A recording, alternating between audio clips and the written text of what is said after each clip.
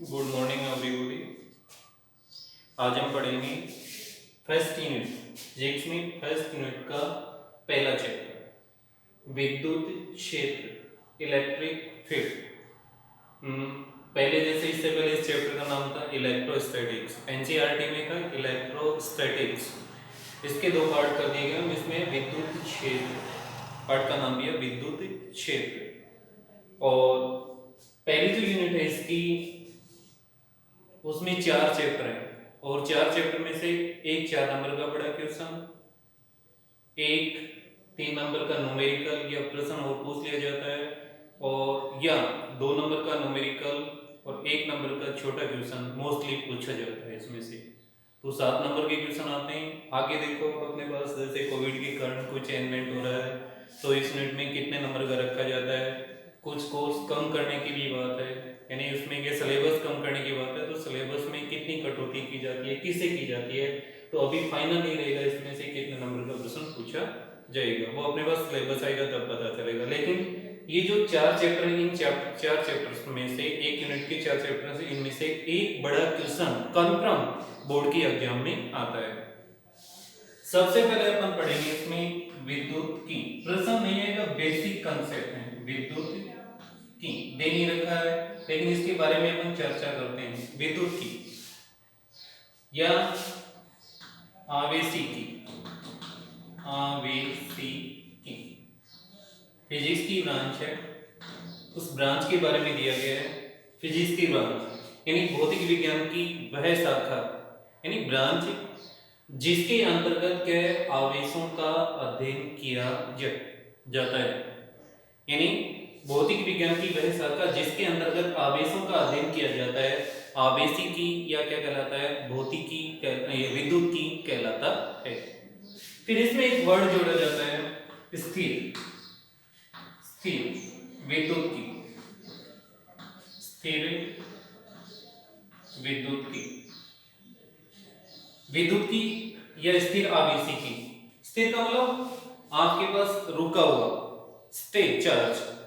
स्थिर विद्युत की वो ये है, देखो विद्युत की पहले जोड़ दिया स्थिर, भौतिक विज्ञान की वह शाखा जिसके अंतर्गत आवेशों का अध्ययन किया जाता है, आवेशों का अध्ययन किया जाता है, वो विद्युत की आवेशिकी कहलाता है। और इसी में क्या स्थिर विद्युत की, तो भौतिक विज्ञान की वह शाखा जिसके अंतर्गत स्थिर आवेशों का अध्ययन किया जाता है, अर्थात जो चार्ज गतिशील नहीं होते हैं, स्थिर आवेशों का अध्ययन किया जाता है, वो कहलाता है स्थिर विद्युत की।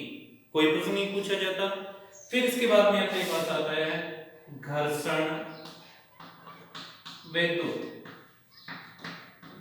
घर्षण विद्युत या इसको लिखा होगा घर्षण विद्युत, घर्षण विद्युत।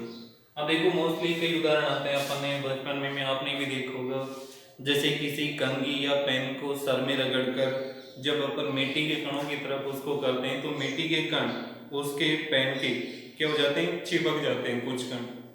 या कंघी या पेन को सर में रगड़कर कागज के छोटे टुकड़ों की तरफ ले जाते हैं तो कागज के छोटे टुकड़े उस पे क्या हो जाते हैं, चिपक जाते हैं, और जब तक घर्षित नहीं करते हैं तो नहीं चिपकते। तो इसका कारण यानी कोई न कोई नया गुण उसमें उत्पन्न हुआ है। अब क्या है इसका मतलब, क्या है घर्षण विद्युत का मतलब क्या है, जब दो वस्तुओं में परस्पर घर्षण किया जाता है, जब दो वस्तुओं को आपस में रगड़ा जाता है तो उनमें क्या है, आवेश का स्थानांतरण होता है, यानी एक वस्तु से दूसरी वस्तु पर इलेक्ट्रॉन्स क्या है, स्थानांतरित होते हैं, जिसके कारण वस्तुएं क्या है, विद्युतमय यानी अर्थात विद्युतमय हो जाती है, अर्थात उन पे आवेश उत्पन्न हो जाता है, जिसके कारण वे हल्की वस्तुओं को अपनी ओर क्या करती हैं, आकर्षित करती हैं। और उनको उनके द्वारा हल्की वस्तुओं को आकर्षित करने का जो गुण होता है, उनकी जो प्रॉपर्टी होती है, वही प्रॉपर्टी क्या कहलाती है, घर्षण विद्युत या घर्षण विद्युत। यानी जब दो वस्तुओं को परस्पर रगड़ा जाता है, घर्षित किया जाता है, तो क्या है, उनमें इलेक्ट्रॉन का स्थानांतरण होता है, और इलेक्ट्रॉन का स्थानांतरण होता है जिसके कारण वस्तुएं विद्युतमय हो जाती हैं, अर्थात आवेशित हो जाती हैं। यानी एक वस्तु से चार्ज दूसरी वस्तु पे जाता है, तो जिस वस्तु से चार्ज में इलेक्ट्रॉन बाहर निकलता है उसमें इलेक्ट्रॉन की कमी, तो इलेक्ट्रॉन की कमी को हमेशा प्लस से दर्शाते हैं, और जिस वस्तु पे इलेक्ट्रॉन ये जाता है उसमें इलेक्ट्रॉन्स की क्या है, वर्दी हो जाती है, और इलेक्ट्रॉन्स की वर्दी को हमेशा माइनस से दर्शाया जाता है। यानी जिस वस्तु से ये चार्ज उत्पन्न होता है वो धनावेशी, और जिस वस्तु पे चार्ज पहुंचता है वो उस पे क्या है, ऋणावेश उत्पन्न हो जाता है, अर्थात दोनों पे चार्ज उत्पन्न हो जाता है, जिसके कारण वे हल्की वस्तुओं को अपनी ओर क्या करती हैं, आकर्षित करती हैं। उनके आकर्षण के इसी गुण को क्या बोलते हैं, घर्षण विद्युत कहते हैं।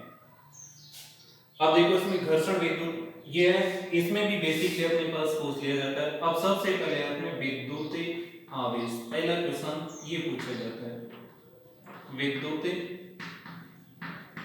आवेश, इलेक्ट्रिक चार्ज, विद्युत आवेश, इलेक्ट्रिक चार्ज, इलेक्ट्रिक चार्ज। इसमें एक चर्चा और करेंगे अपन एक बार, इलेक्ट्रिक चार्ज। अभी आपने देखा पॉजिटिव चार्ज और एक अपने पास क्या है, नेगेटिव चार्ज। सिंपल परिभाषा जब बोर्ड के एग्जाम में पूछी जाती है, 1 नंबर का क्वेश्चन है, तो वस्तुओं में इलेक्ट्रॉन स्थानांतरण, यानी वस्तुओं में क्या, जब आपस में उनको घर्षित किया जाता है तो उन दोनों वस्तुओं में इलेक्ट्रॉनों का क्या होता है, स्थानांतरण होता है, अर्थात इलेक्ट्रॉन एक वस्तु से दूसरी वस्तु में ट्रांसफर होता है। तो वस्तु में इलेक्ट्रॉन स्थानांतरण के कारण क्या है, उनमें चार्ज उत्पन्न होता है। जिस वस्तु से इलेक्ट्रॉन निकलता है उस पे अभी आपने क्या किया, पॉजिटिव चार्ज, और जो वस्तु इलेक्ट्रॉन अट्रैक्ट यानी ग्रहण करती है उस पे क्या, नेगेटिव चार्ज उत्पन्न होता है। तो बेसिकली परिभाषा अपन क्या लिखेंगे, वस्तुओं में इलेक्ट्रॉन स्थानांतरण के कारण उत्पन्न आवेश, उत्पन्न आवेश ही क्या कहलाता है, विद्युत आवेश कहलाता है। यानी उत्पन्न कैसे होता है, वस्तुओं को आपस में घर्षित करने पर क्या है, आवेश क्या होता है, उत्पन्न होता है, अर्थात एक वस्तु से आवेश दूसरी वस्तु में ट्रांसफर होता है, अर्थात इलेक्ट्रॉन ट्रांसफर होता है। और जिस वस्तु से इलेक्ट्रॉन निकलता है उस वस्तु पर क्या है, पॉजिटिव चार्ज, और जो वस्तु इलेक्ट्रॉन एक्सेप्ट करती है उस पे नेगेटिव चार्ज आता है, यानी ऋणावेश, ये धनावेशित और ये ऋणावेशित। तो आपको पता भी चल गया कि चार्ज कितने टाइप के होंगे, 2 टाइप, पॉजिटिव चार्ज और नेगेटिव चार्ज, अर्थात धनावेश और ऋणावेश। अब एक चीज की, यानी वस्तु में इलेक्ट्रॉन स्थानांतरण के कारण उत्पन्न आवेश क्या कहलाता है, विद्युत आवेश, या बोला जाता है वैद्युतिक आवेश। अब जैसे अपन चर्चा करते हैं कि कंघा है, कंघा विद्युत का कुचालक होता है, पेन है विद्युत का कुचालक होता है, फिर भी उसमें आवेश कहां से आता है। तो देखो चालक और कुचालकों में क्या डिफरेंस है, चालक वे पदार्थ होते हैं जिनमें फ्री इलेक्ट्रॉन्स पाए जाते हैं, और कुचालक वे पदार्थ होते हैं जिनमें क्या इलेक्ट्रॉन नाभिक के साथ प्रबल आकर्षण बल द्वारा बंधे रहते हैं। तो आपके पास कंघा क्या हो गया, कुचालक हो गया, फिर भी उसमें चार्ज कहां से है, तो यानी क्योंकि उसके इलेक्ट्रॉन तो नाभिक के साथ प्रबल आकर्षण बल द्वारा बंधे रहते हैं, फिर उसमें चार्ज कैसे उत्पन्न हुआ, यानी जब दो आप करते हैं, जैसे ये अपने पास हथेली है, इसको अपन आपस में रगड़ते हैं तो थोड़ी देर बाद में हथेली क्या हो जाती है, गर्म हो जाती है। यानी जब आपस में क्रिया किए तो क्या है, इन दोनों को अगर रगड़ते हैं या क्रिया करते हैं तो क्या है, एनर्जी एक रूप से दूसरे रूप में क्या होती है, स्टोर होती है, यानी ऊर्जा एक रूप से दूसरे रूप में बदलती रहती है। रगड़ने की क्रिया से क्या है, हथेलियां गर्म हो रही है, तो उसी हिसाब से क्या, इसका मतलब क्या, एनर्जी उत्पन्न होती है, रगड़ने से एनर्जी उत्पन्न होती है। वैसे ही कंघे को या पेन को जब सर में रगड़ा जाता है तो क्या करना पड़ता है, कार्य, और कार्य किस में कन्वर्ट होता है, ऊर्जा में। तो इस ऊर्जा पाकर जो उस कुचालक का जो इलेक्ट्रॉन है वो ऊर्जा पर गेन करेंगे, गर्म होने से किसी भी कुचालक को जब गर्म किया जाता है अर्थात उसके ताप में वृद्धि की जाती है तो क्या है, उसकी प्रतिरोध या प्रतिरोधकता में कमी होती है और चालकता में वृद्धि होती है। इसका मतलब क्या हुआ, उसका इलेक्ट्रॉन, एक आध इलेक्ट्रॉन क्या है, उसका नाभिक को तोड़कर, नाभिक के बल को तोड़कर मुक्त हो जाता है, जिसके कारण वह उस वस्तु को छोड़कर दूसरी वस्तु पर पहुंच जाता है। तो रगड़ने की क्रिया से क्या है, ऊर्जा, इलेक्ट्रॉन को ऊर्जा प्राप्त होती है और ऊर्जा के कारण वह नाभिक के बल को छोड़ देता है, 1 या 2 या 3 सभी नहीं, नाभिक के बल से मुक्त हो जाते हैं और वो इलेक्ट्रॉन मुक्त होकर दूसरी वस्तु पर पहुंच जाते हैं, जिसके कारण दोनों वस्तुओं पर विपरीत आवेश उत्पन्न होता है। तो परीक्षा में आपको विद्युत आवेश के बारे में क्या लिखना है कि दो वस्तुओं में यानी इलेक्ट्रॉन या किसी वस्तु में इलेक्ट्रॉन स्थानांतरण, ये लिखना किसी वस्तु में इलेक्ट्रॉन स्थानांतरण के कारण उत्पन्न आवेश क्या कहलाता है, विद्युत आवेश कहलाता है। क्या कहलाता है, विद्युत आवेश कहलाता है।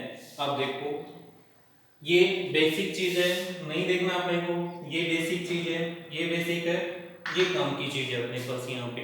अब है आवेश के प्रकार, आवेश के प्रकार।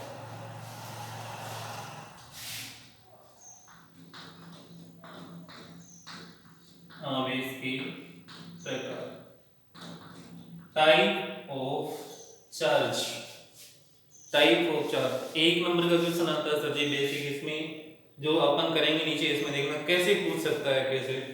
पहला आपके पास है धन आवेश, धनावेश, पॉजिटिव चार्ज, पॉजिटिव चार्ज, और दूसरा आपके पास है नेगेटिव चार्ज, ऋण आवेश, ऋण आवेश, नेगेटिव चार्ज।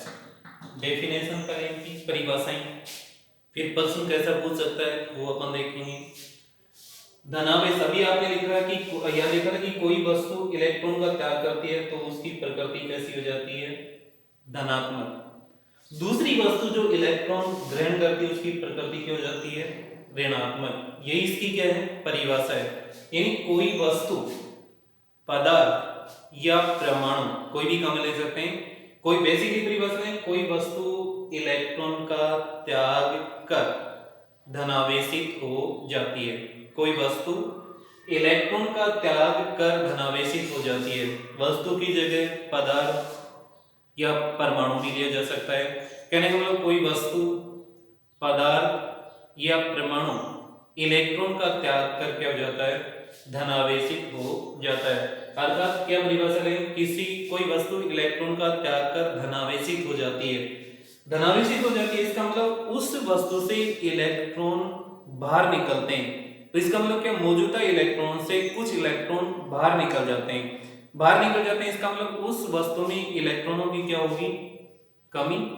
बाहर निकल के मौजूदा इलेक्ट्रॉनों में से कुछ बाहर निकल जाते हैं तो इलेक्ट्रॉन की क्या होगी, कमी। और इलेक्ट्रॉन की कमी होगी तो उसके द्रव्यमान में भी, वस्तु के द्रव्यमान में भी क्या होगी, कमी, क्योंकि इलेक्ट्रॉन का द्रव्यमान होता है और इलेक्ट्रॉन का द्रव्यमान होता है 9.1 गुणा 10 की घात -31 किलोग्राम।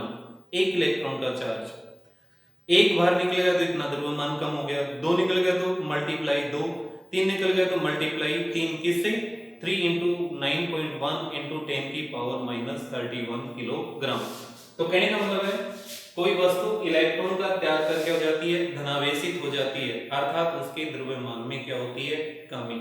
जैसे सोडियम है, सोडियम में 11 इलेक्ट्रॉन होते हैं और सोडियम आयन होता है तो Na+ लिखते हैं। इसका इसमें से एक इलेक्ट्रॉन बाहर निकला, 2 + 2 करेंगे 2 इलेक्ट्रॉन बाहर निकले, +3 करेंगे तो +3 इलेक्ट्रॉन बाहर निकले।